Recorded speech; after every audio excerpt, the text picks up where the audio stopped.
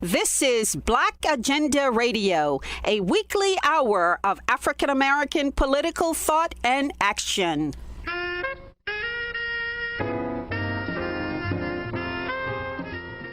Welcome to the radio magazine that brings you news, commentary, and analysis from a Black left perspective. I'm Margaret Kimberley, along with my co-host, Glen Ford. Coming up, what does genetic testing have to do with reparations? A professor of anthropology makes the political connection. Hospital closings and endemic health problems have made rural America more vulnerable to the coronavirus. And Mumia Abu Jamal tells us what a pandemic looks like from behind prison walls. But first, Black America's most prolific political author, Dr. Gerald Horne, has watched capitalist structures crumble under the impact of COVID-19 and the system's own contradictions.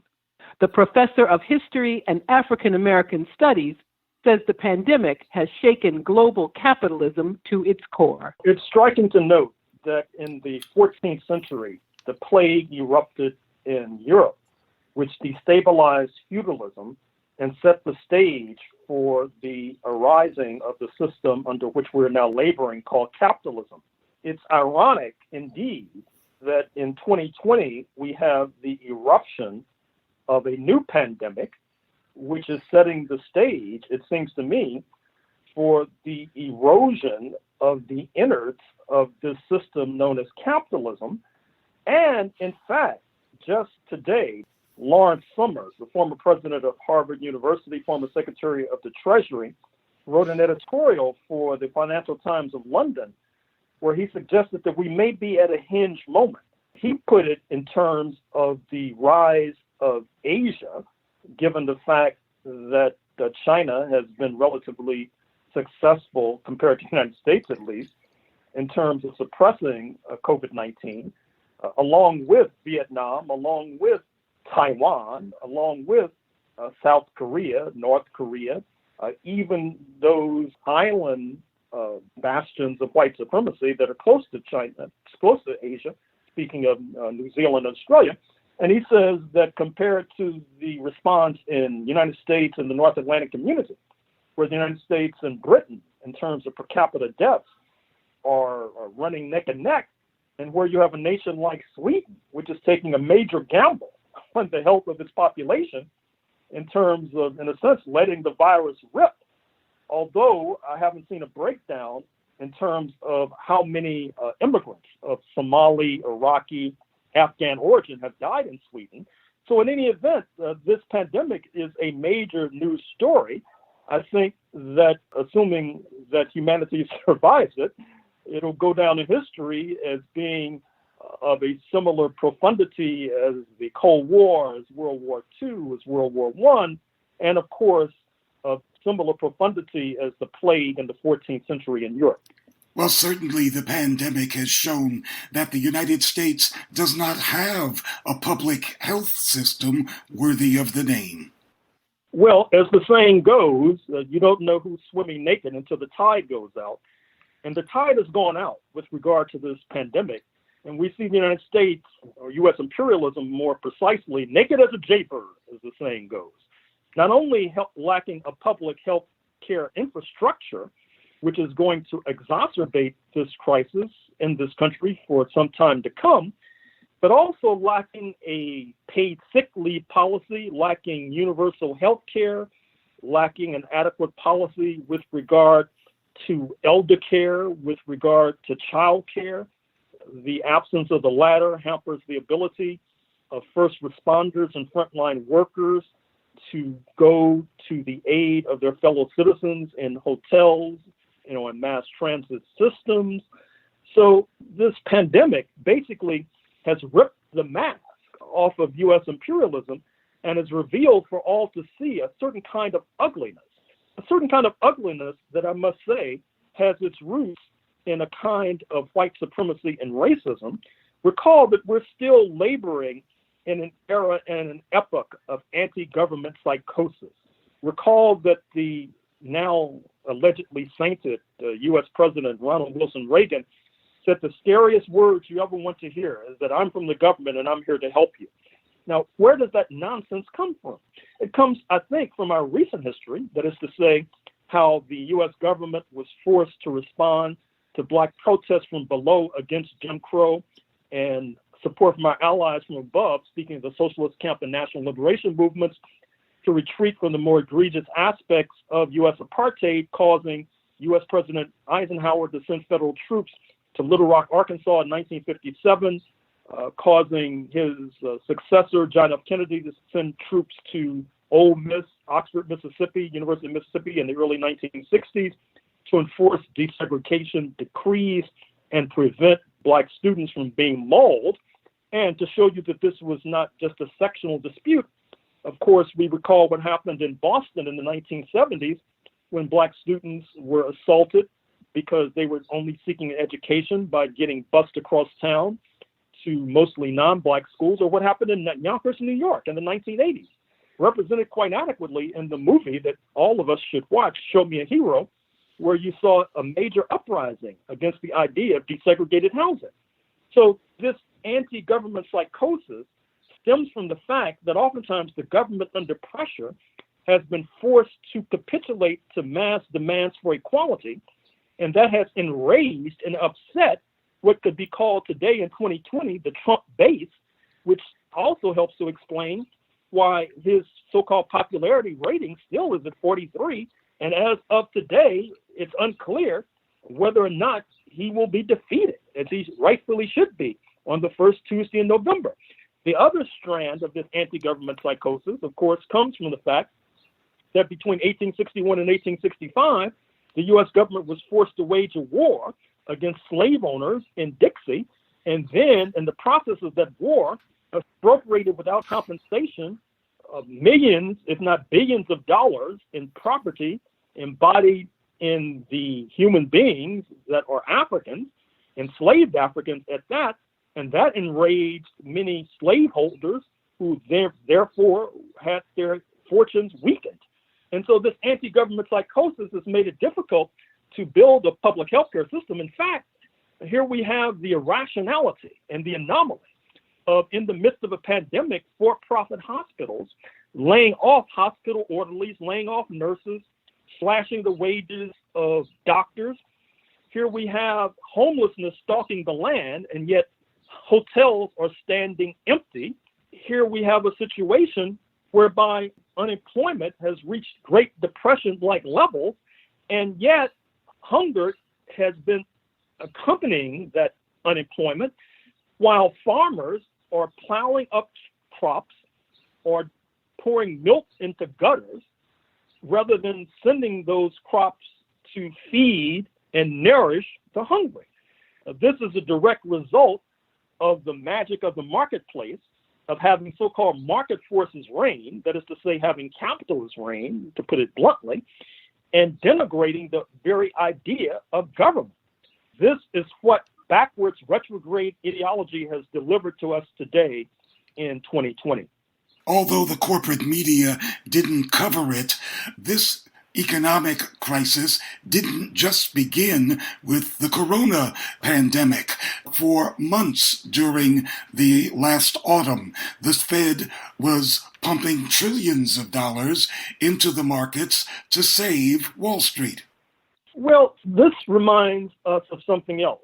In some ways, we are neo-slaves.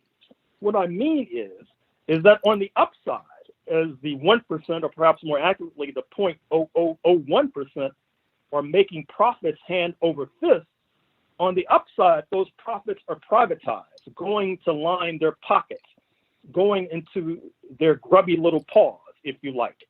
But on the downside, when they fail to pursue remedies to forestall or deal more adequately with a pandemic, which public health specialists have been talking about for years, on the downside, as hotels go down and rent-a-car companies like Hertz go down and cruise ships like Carnival Cruise Line go down, they come to the government and dig their grubby little paws into the tax dollars that we supplied to Washington from the sweat of our brow and walk away like thieves. So in some ways, we are neo-slaves. That is to say, we're working to basically support the 0.001% who are no more than parasites. The problem is that this situation has become unsustainable. The United States is borrowing money by the billions, if not trillions, and in fact, increasingly borrowing money from the People's Bank of China. At the same time, the United States would like to initiate a new Cold War against China in order to distract attention away from the ham-fisted incompetence of the Trump regime in dealing with this pandemic, which has been recently articulated by the U.S. government scientist, Dr. Richard Bright, not to mention Dr. Anthony Fauci. The problem, of course, with this new Cold War against China is that the People's Bank of China buys U.S. Treasury bills, which the United States needs the PBOC to continue doing so that the PBOC can supply money that then can be turned over to the 0.001%. At the same time, the United States is trying to wage a new Cold War against China by trying to encircle China by, for example, encouraging India. And recall that just a few days ago, there was a sharp skirmish on the India-China border between Indian and Chinese troops. Recall that as well, the other member of this so-called quadrangle, United States, India, Japan, and Australia, Japan just passed a significant hike in its military budget, which is, I'm sure, comes as a surprise to many listeners who probably recall that supposedly Japan only has self-defense forces, but that's another mythology that I think needs to be deep fixed. And at the same time, that Australia continues to act as a cat's paw for U.S. imperialism, pressuring China in the midst of a pandemic to let international inspectors, presumably led by the United States of America, to come into China and to try to ascertain how this virus got started. Of course, China has not reacted very well to that demand. And in fact, this has led to what the U.S. authorities call Wolf Warrior diplomacy. If you have not seen it, you should watch Wolf Warrior 1 and Wolf Warrior 2, these two Chinese movies that portray Chinese military and intelligence officials basically subduing, if not subjugating, Euro-American counterparts and peers on the continent of Africa, by the way. And so we're in a new stage, it's apparent. There is something to be said for what Lawrence Summers said in that editorial that appeared in the Financial Times of London. A few cases of coronavirus have cropped up again in Wuhan, which was the center of the outbreak earlier this year. And the Chinese have responded with a plan to test all 11 million of the residents of Wuhan City. And yet the United States has no coherent testing program at all. Well, that's an understatement.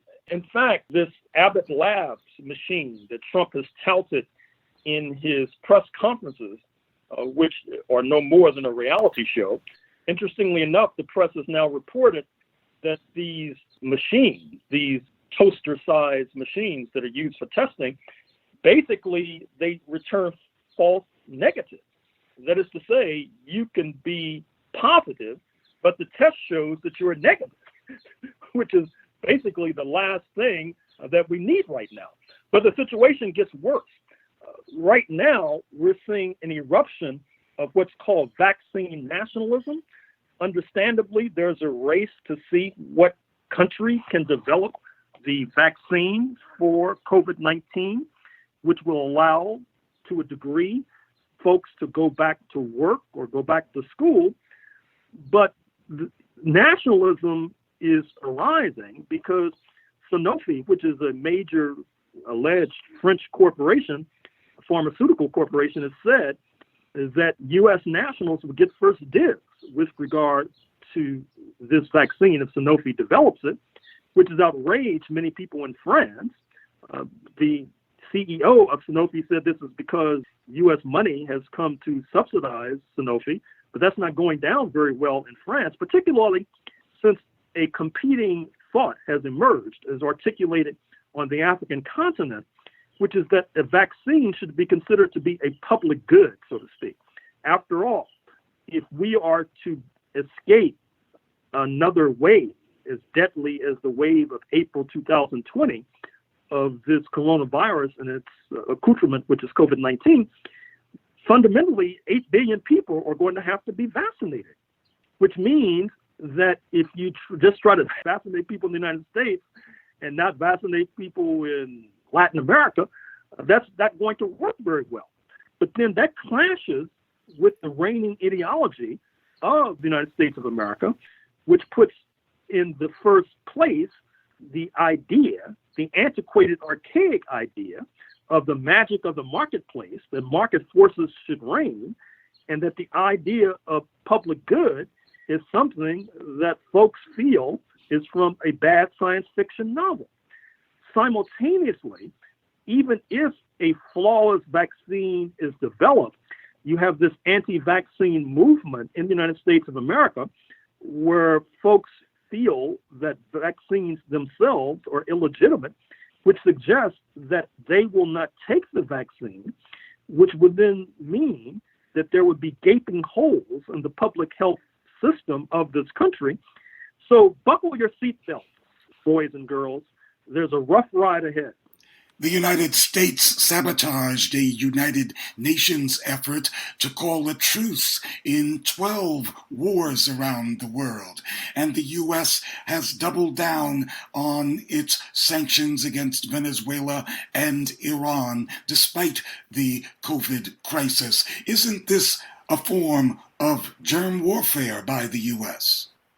Well, if so, it would not be the first time, and I would encourage your listeners to do a thorough study of Fort Detrick, Maryland, Detrick, which is the devil's coven, if you like, of all manner of bacteria and microbes that the United States has been cooking up for purposes that remain unclear.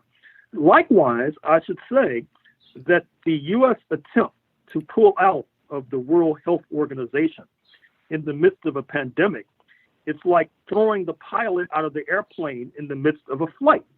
It's basically irrational, but once again, it points to the attempt by the Trump regime to distract attention from its own incompetence by pointing the finger of accusation at the WHO, which conveniently for the Trump regime has an African leader, Dr. Tedros, which then plays to the racism that's never too far from the surface when you talk about the Trump base.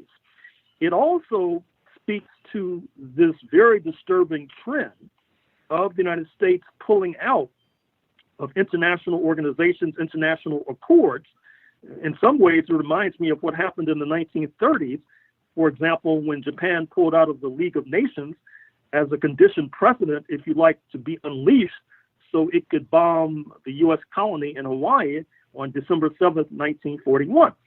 The United States, of course, was pulled out of UNESCO, the United Nations Educational, Scientific, and Cultural Organization, headquartered in Paris. The U.S. administration has sought to pull out of the Paris Climate Accord.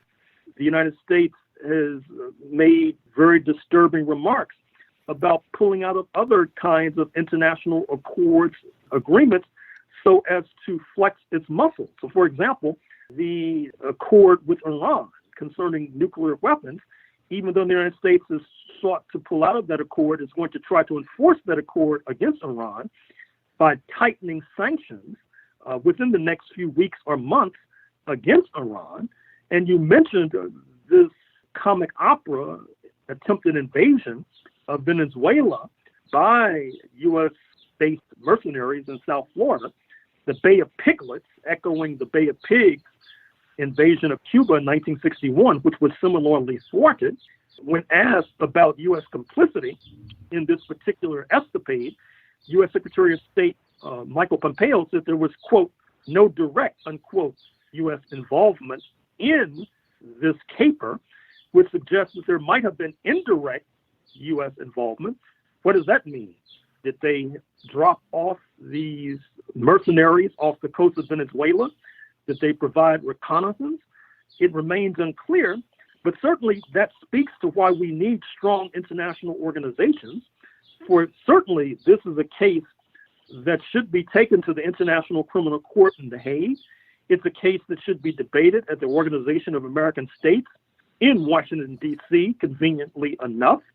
And certainly, it's well past time for the United Nations Security Council to have urgent consultations about this attempt to overthrow the Maduro regime, which is obviously and palpably in violation of the basic precepts of international law and goes against the grain of international peace and security. That was Dr. Gerald Horne speaking from the University of Houston.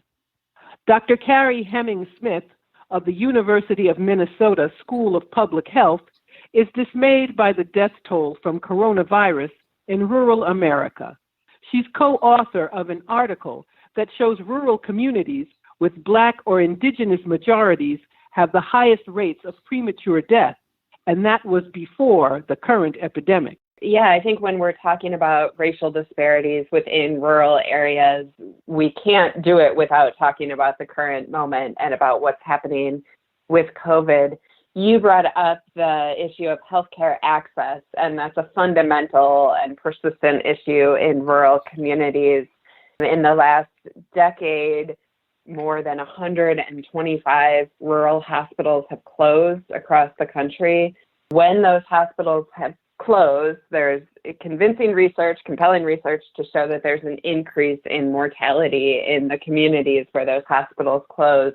And beyond increase in mortality, there are all sorts of other ripple effects that makes it harder just to access basic health care. And that's particularly important for people who have chronic conditions, underlying health issues, and people who are members of racial or ethnic minority groups in rural communities are much more likely to have chronic conditions and underlying health issues. So that really impacts them if they have trouble getting the care that they need. There's also an economic impact of those hospitals closing. In many cases, hospitals are the biggest employer in town or one of the biggest employers in town. When they close, they take those jobs with them. They also take many of the people who were working in the hospital whose careers are in healthcare with them too, and they will move on to find other jobs. And so that hurts the community economic base, the tax base of the community. All of this disproportionately impacts communities of color in rural areas. At the University of Minnesota Rural Health Research Center, we've done some work not on hospital closures, but on closures of obstetric units in rural areas. There's much like the rural hospital closure crisis, there's been a crisis of obstetric units closing even if a hospital remains open, which has obvious ramifications for individuals being able to get the care that they need around a very important life event. And we found that rural communities with higher percentage of Black women are more likely to lose their obstetric service. This isn't random. This has a lot to do with where people live, with state policy in those places, with whether or not states have expanded Medicaid. A lot of the rural communities with large percentages of Black populations are also in states that have not expanded Medicaid, largely in the Southeast. None of this is coincidental. These things are all closely connected. And so when we look at the current moment at COVID, it's vitally important that people have access to healthcare, both to deal with COVID, but also to deal with all of the other chronic conditions and underlying health conditions that they may have. And so those communities that had lost hospitals are in a much more precarious position right now. We've also seen rural hospitals close since COVID started, since this pandemic started, and some of them are citing COVID as the reason for their closure because they're not able to perform elective procedures or even routine visits, and those make up a bulk of their revenue on a daily and monthly basis. And so they just haven't been able to keep the lights on in some places. We seem to see a replication of the same ethnic disparities in healthcare, in poverty, in many of the other indices, a replication in rural areas of the same problems we see in urban settings. So how is rural poverty different? Yeah, it's a really good question. Rural poverty tends to be deeper, more chronic, longer lasting, and bigger. Poverty rates are higher in rural areas than they are in urban areas. That's across the board, but that's also true within racial and ethnic groups. You take any group, and rural populations have higher poverty rates and lower incomes. And so the issues that we see in urban areas are heightened in rural areas. And I think it's important to bring attention to this because when we talk about racial and ethnic disparities, some people erroneously use that as shorthand for talking about metropolitan areas, talking about urban areas. People tend to, for whatever reason, forget that we have incredible diversity across every measure in rural areas too. And we always have. The diversity in rural areas predates the history of our country by many centuries. So this is nothing new, but I think too often we as a society and certainly the media, sometimes policymakers, are guilty of thinking of rural places as being populated entirely by white male farmers. White male farmers certainly live in rural areas, but they make up a very small percentage of rural residents overall. And it's really, really important that we recognize the diversity within rural communities and then also the disparities and inequities that show up in rural places in many ways in the same way they show up in urban places. Yes, in the Deep South, there are plenty of counties that are majority Black. And in the West, being a rural dweller may well mean you're a Native American. And up in Alaska, lots of Native Alaskas live way outside the cities. Absolutely. And then along the Rio Grande in Texas, we see a lot of majority Hispanic counties in rural areas. And we see a few majority Hispanic or Latino counties farther north in the country. Sometimes that's closely aligned with where there's a lot of agricultural activity happening and who is working those jobs. When people think of rural areas, many of them picture peaceful, bucolic communities, but in fact, there is a long history of gross and cruel violence in the rural areas of the United States against ethnic minorities, Native Americans, Blacks, and Hispanics. Absolutely. I think it's among the deepest violence and deepest injustices in our country. And when we look back at sites of some of the most horrific violence, going back to genocide of Native folks and slavery, lynchings, and on of Black folks in the Southeast, many of those things happened in rural areas. Our rural areas are just sites of horrific violence, horrific injustice. Not all of them, and good things have happened in rural communities and continue to happen in rural communities. We see incredible resilience and resourcefulness, incredible communities in rural areas across the country. But we certainly can't assume that all rural areas are these idyllic pastoral places. They certainly aren't. But this kind of legacy does have an impact on delivery of services and protection of folks' life and limb in places like that. Absolutely, yes. The same people who have been mistreated for our country's entire history and going beyond our country's history are the same people who struggle to access healthcare today. And sometimes it's a matter of whether or not your small community has a hospital or a healthcare facility within it. We know that communities that are majority people of color or that have lower incomes, higher poverty rates, they're all more likely to have poorer access to care. But beyond access to care, we see more underlying health conditions. We see lower life expectancy in those same communities.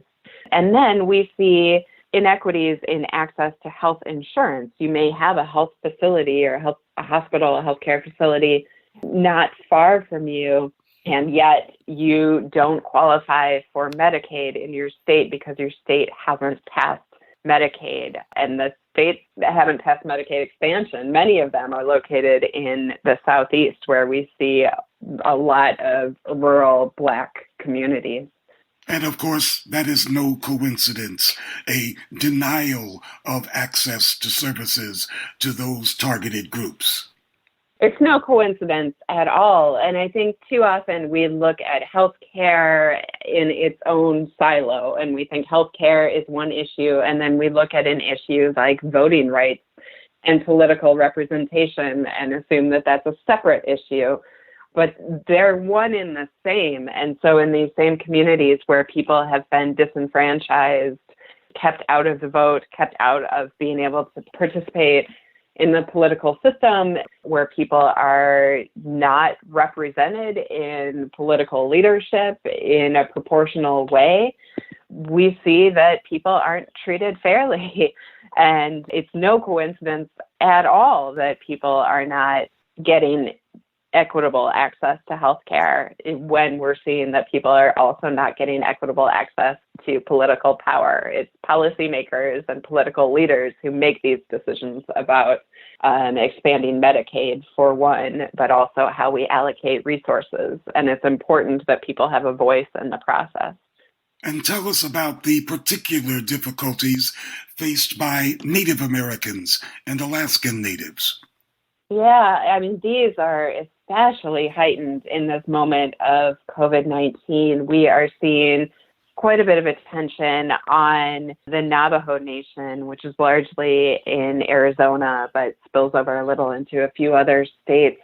We're seeing incredibly high rates of COVID, of mortality, devastation in those communities. It's not unique to Navajo Nation. This is true of tribal lands across the country. These are places where people have been systematically kept out of a lot of economic opportunity. Access to healthcare is often not as good as in other communities. And then access to basic resources. I think people are finally recognizing the fact that some people living on tribal lands don't have access to things that a lot of us take for granted, like operational plumbing within your household, running water so that you can wash your hands, access to decent, healthy food. All of those things are disproportionately harder to come by on tribal lands. In our own work, we found that folks who live in majority Native communities in rural areas, so those are usually people living on tribal lands and reservations, face among the highest mortality rates in the entire country compared with urban places, compared with any other rural places. These people face some of the highest mortality rates. And this is related to underlying health conditions. It's related to access to healthcare, but again, it's also related to access to economic opportunity, access to safe housing, access to decent land. It's also not a coincidence where tribal lands and reservations have ended up. These were not always fertile lands, not always places that were particularly desirable or attractive, and that's why we moved people to those places. We see that in our history books, and I think sometimes people assume that that's history, and yet we're seeing it play out today. This is not just history, this is real life. In fact, just this morning, I saw a new statistic that said in New Mexico, Native folks make up 11% of the population, and as of today, they make up 50% of New Mexico's COVID fatalities. That's just unconscionable, and we can do better. That was Dr. Carrie Hemming-Smith at the University of Minnesota School of Public Health. Reparations for historical wrongs has emerged as a political issue, And genetic science now tells us more than we've ever known about our ancestors. But can genetics become a useful tool for reparations? We spoke with Dr. Jada Ben-Torres of Vanderbilt University. She's author of a recent paper titled Reparational Genetics, Genomic Data and the Case for Reparations in the Caribbean. This is a question actually that's been explored by a number of researchers in much more depth. But my take on this is that genetics is a tool. It's one that should be used appropriately. Depending on the context, there may or may not be a place for genetics. In some cases, genetics might be useful for showing continuity, that the people who were harmed are indeed ancestors of those who are living today. In other cases, DNA might be divisive. It would be my largest sort of fear or concern if genetics were used in a way to suggest who is a member of this group and who is a member of that group. I don't think that's an appropriate use of genetic ancestry or genetic tools. So you would look forward to genetic tools being used not to exclude people, but to include folks. Yes, specifically in the case of just showing that there is continuity, that the things that occurred in the past are actually indeed connected to people, not only biologically, but also socially, culturally, etc. Well, specifically, it was widely held until rather recently that the indigenous populations of most of the Caribbean islands had been virtually wiped out by 1550, that they didn't exist as organized communities anyway. But in more recent years, there's been discussion of the actual living indigenous history in the inhabitants of those islands. Yes. And this resurgence movement, indigenous resurgence movement, it looks different on different islands. A lot of it has to do with numbers. In smaller islands, there tends to just be smaller populations in general. And individuals identifying as indigenous in the very recent past would not have done that. Being seen as native or indigenous was not a positive thing.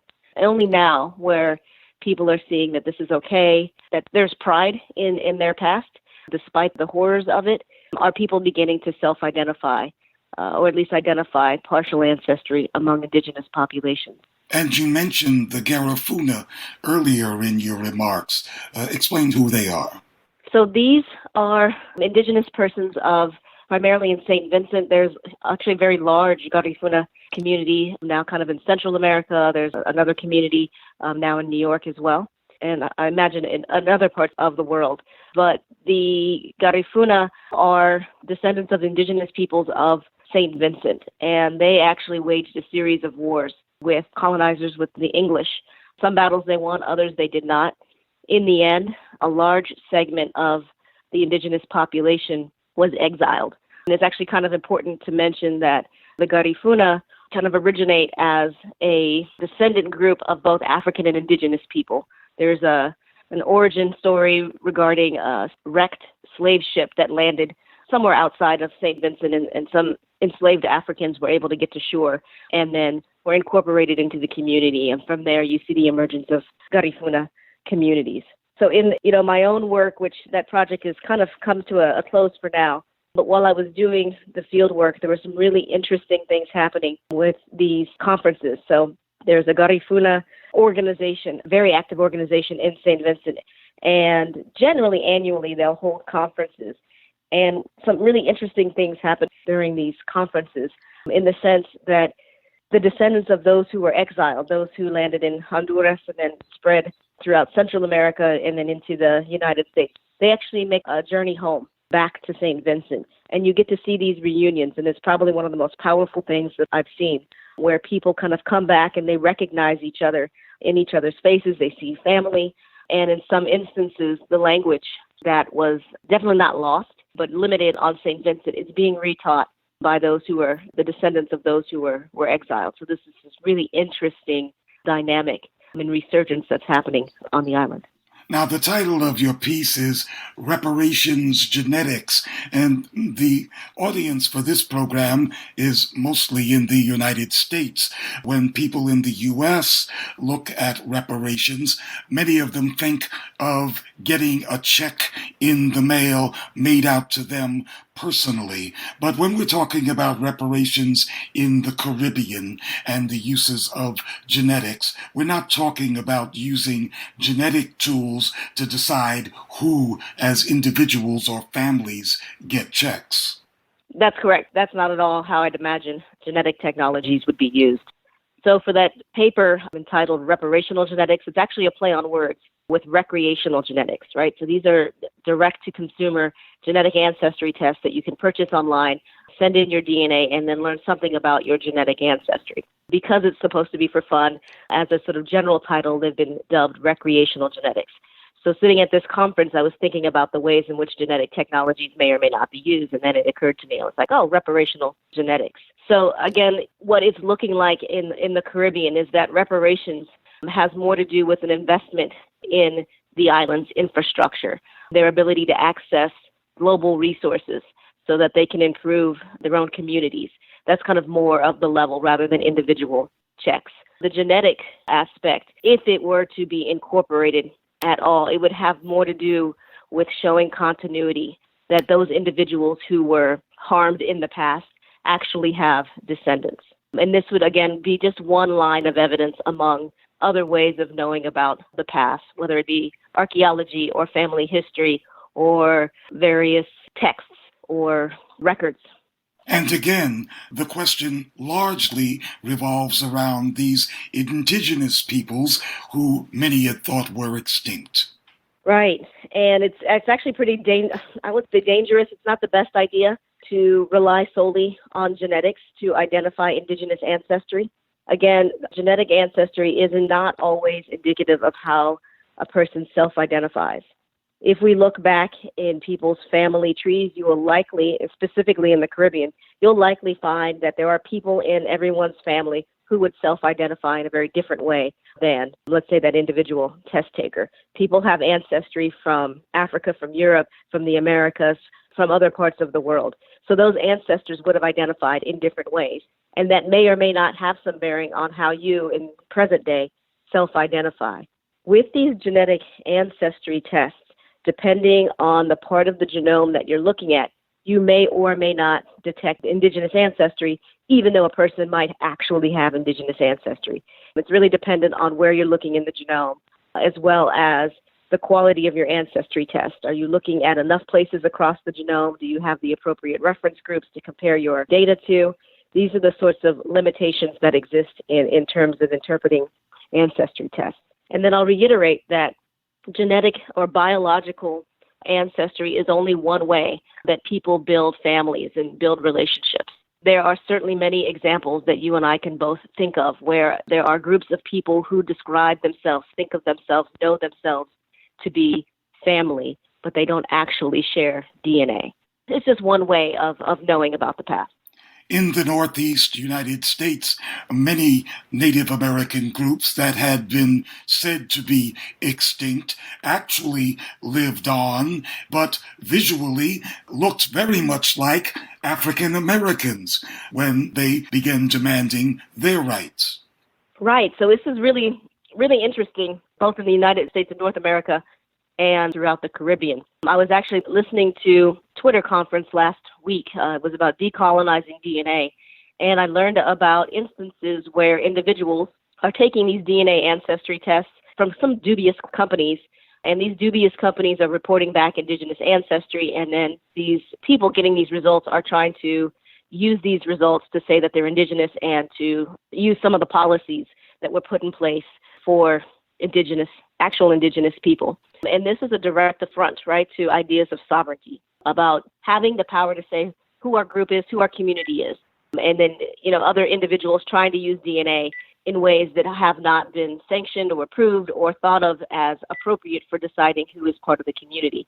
In the Caribbean, my concern would be these ancestry tests will show that people are very mixed, admixed. And that's just what happened in the Caribbean. It was a crossroads. People were coming and going and leaving their DNA in the process. So there is already a historical narrative of mixing within the Caribbean. We also kind of need to keep in mind the ideas that we have about race and identity, they change over time. So the ways in which people identify now might not have been the ways that they would have identified in the past.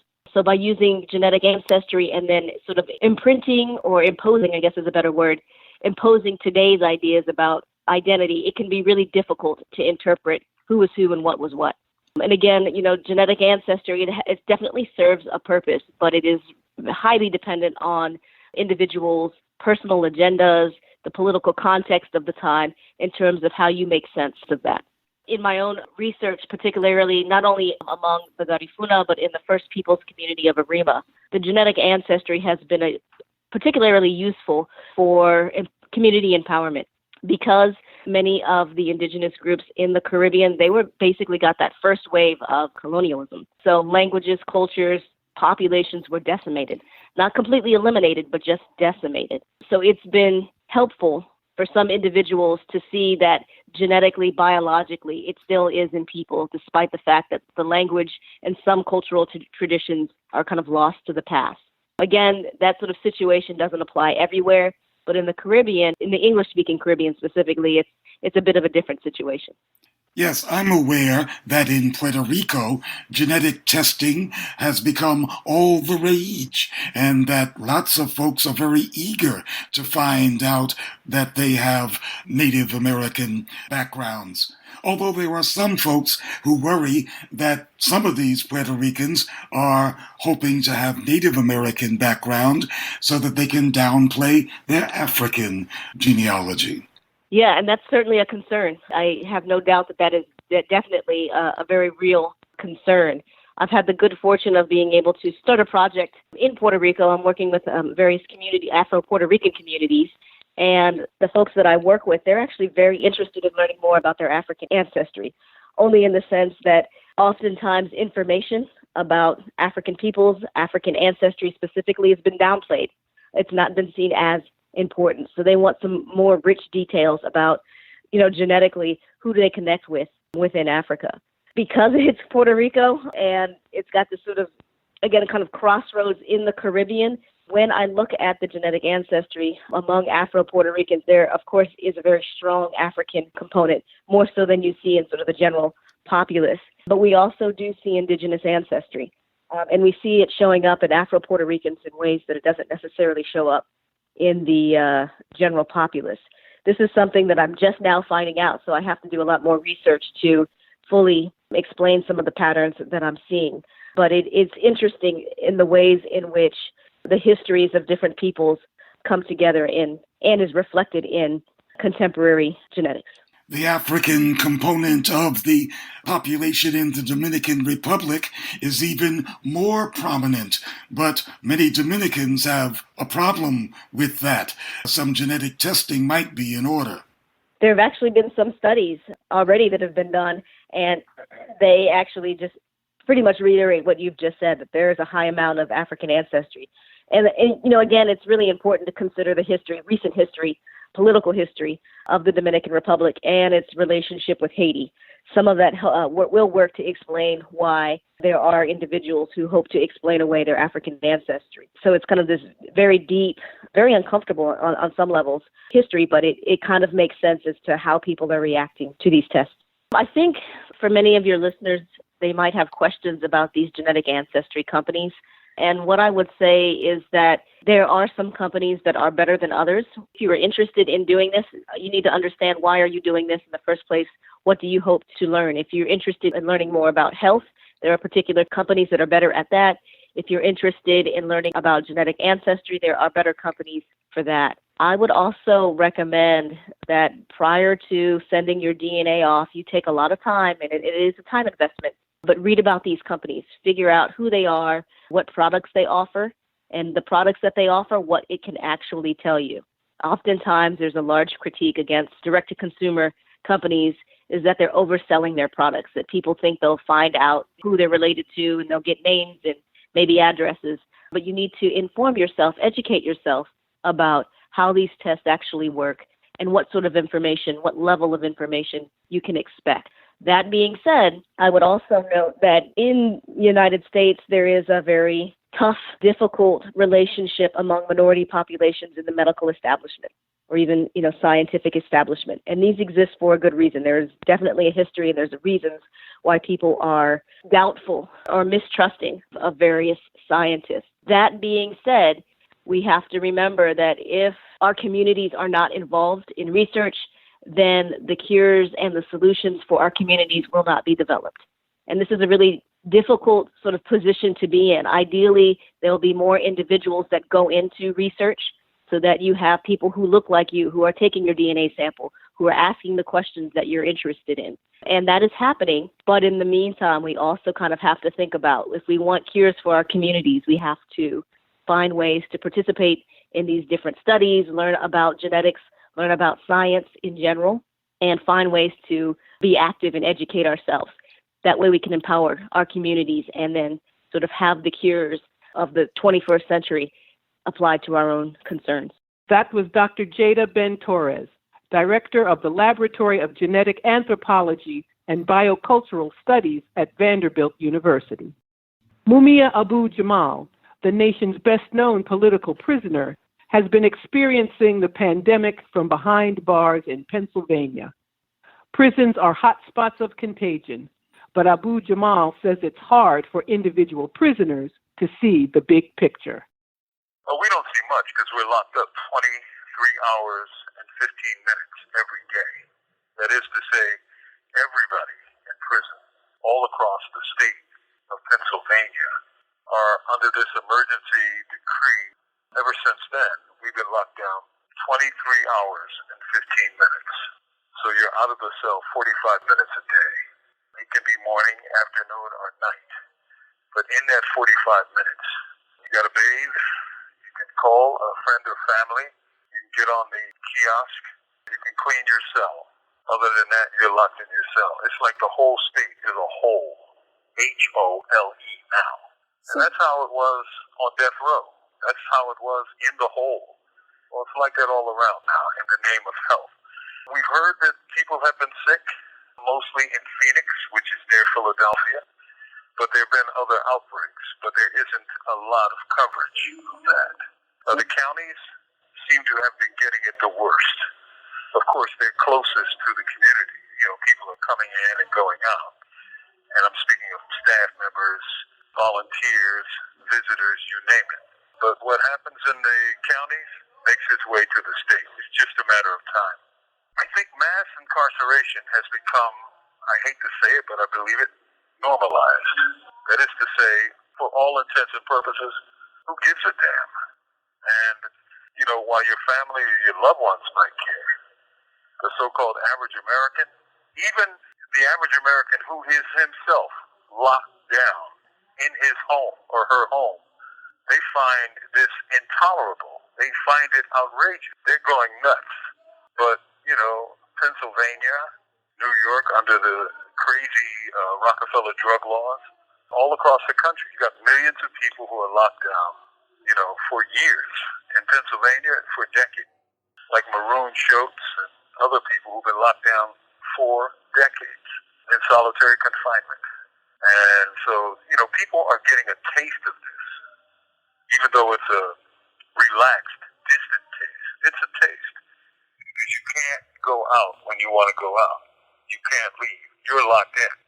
And it's safer, to be frank. And what we've seen is people kind of burst loose. And I hope I miss my guess. I hope I'm wrong.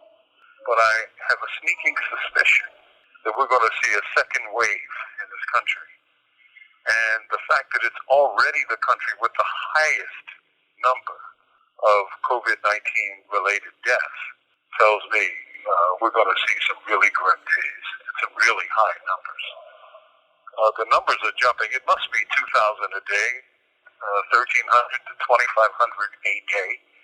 And those numbers are rising. In the last few weeks, they've gone from hundreds to tens of thousands. How does it feel to you about the fact that even though a virus doesn't discriminate, we've seen that it now does discriminate? Well, because it follows the economic realities of the system in which it operates. That is to say, the people who are in touch with the public, the bus drivers, the nurses, many of the doctors, police, fire, a lot of them, especially in the big cities, are black and Puerto Rican.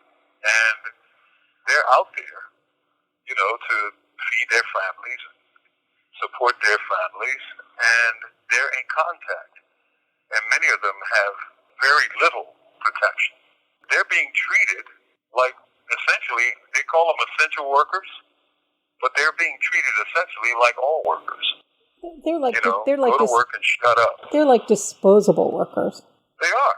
So if you really are honest about it, to call them essential workers is a lie. It's like calling a prison a correctional institution. And I know they don't do much correcting here. All they do is harass people and make them worse. Essential workers are really disposable workers. They're the people, and as the news has caught up with that reality, and we've gotten the reporting of, say, 60% of the people who are dying in New York are black and Latino, you've seen other parts of the state, the United States, whiter parts of the state, saying, come on, unlock us, we're not those guys. And we're seeing that. So they're really disposable to the economic and political system. These commentaries are recorded by Noel Hanrahan of Prison Radio.